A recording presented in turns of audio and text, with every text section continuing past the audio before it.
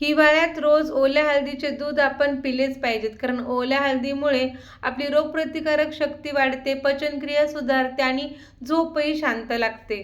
सर्दी खोकला यावर तर हळदीचे दूध हा रामबाण उपाय आहे.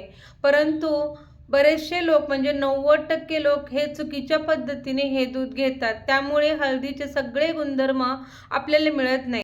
तर मी इथे एक पारंपरिक पद्धत वापरून ओल्या हळदीचे दूध तयार केलेले आहे.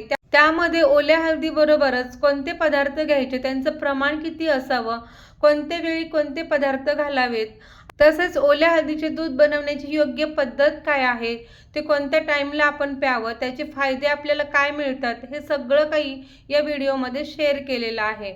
तर यालाच गोल्डन मिल्क किंवा सोनेरी दूध असेही म्हणतात.